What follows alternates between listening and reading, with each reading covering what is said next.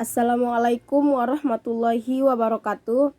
Perkenalkan, nama saya Nurul Mawaddah, NPM 20140128.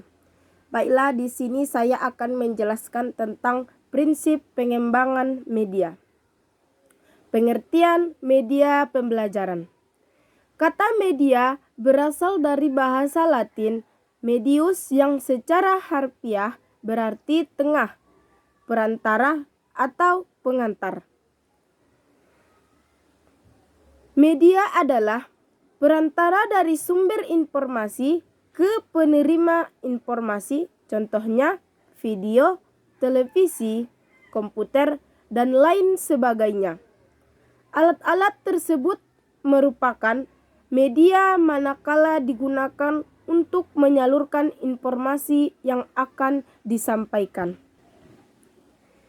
Media secara umum adalah alat bantu proses belajar mengajar, segala sesuatu yang dapat dipergunakan untuk merangsang pikiran, perasaan, perhatian, dan kemampuan atau keterampilan belajar sehingga dapat mendorong terjadinya proses belajar.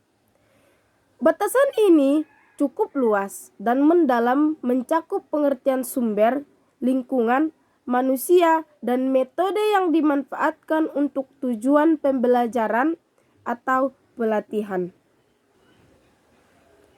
Pengertian media pembelajaran ialah komponen, alat bantu, saluran, atau segala sesuatu yang dapat digunakan untuk menyampaikan pesan yang berupa materi pembelajaran dari pendidik sebagai komunikator yang berupa materi pembelajaran dari pendidik sebagai komunikator kepada peserta didik sebagai komunikan dalam proses belajar dan pembelajaran serta dapat merangsang pikiran, perasaan, minat, dan perhatian peserta didik sehingga terjadi proses belajar.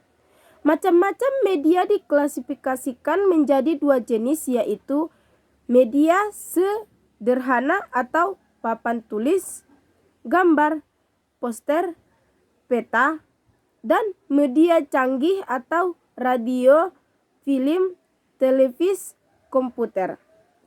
Dan media berdasarkan tiga unsur, yaitu suara, bentuk, gerak.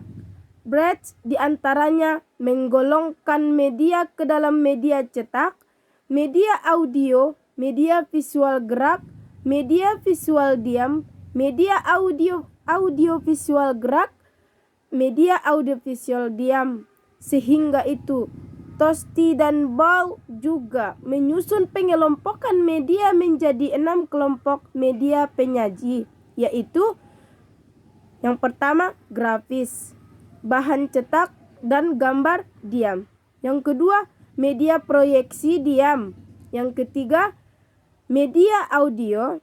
Yang keempat, media gambar hidup atau film. Yang kelima, media televisi. Yang keenam, multimedia. Prinsip pemilihan media pembelajaran yaitu tujuan, keterpaduan, keadaan peserta didik, ketersediaan, mutu teknik, dan biaya. Adapun dalam langkah-langkah pengembangan media pembelajaran dapat melalui langkah-langkah sebagai berikut. Di antaranya, yang pertama, menganalisis kebutuhan dan karakteristik peserta didik.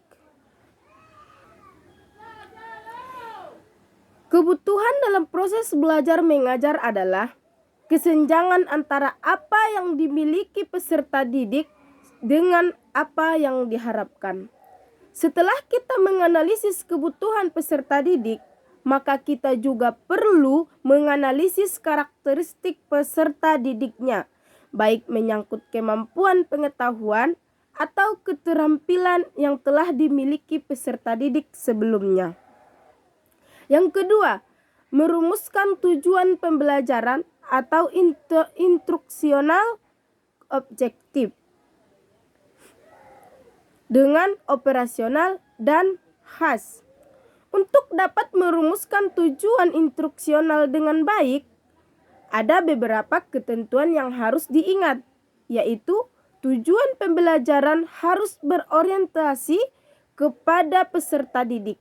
Artinya, tujuan itu benar-benar harus menyatakan adanya perilaku peserta didik yang dapat dilakukan atau diperoleh setelah proses belajar dilakukan.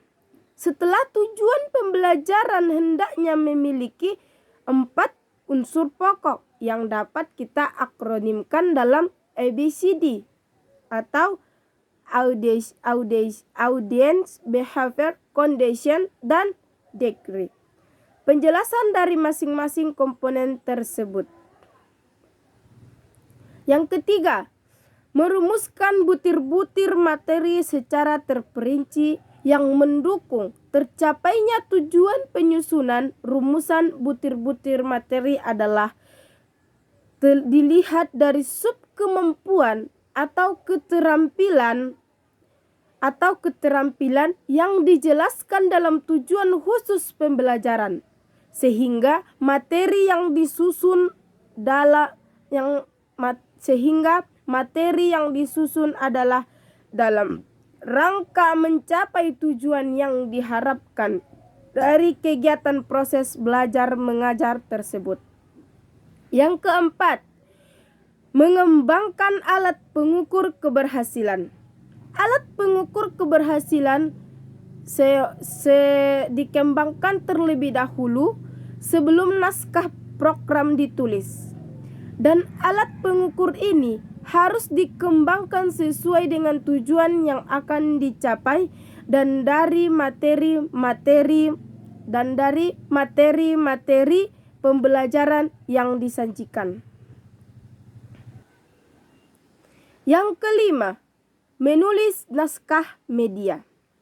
Naskah media adalah bentuk penyajian materi pembelajaran melalui media rancangan yang merupakan penjabaran dari pokok-pokok materi yang telah disusun secara baik seperti yang telah dijelaskan di materi yang telah disusun secara baik seperti yang dijelaskan di atas.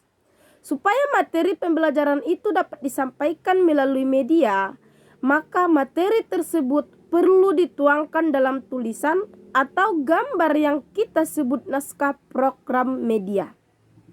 Yang keenam, mengadakan tes atau uji coba dan revisi.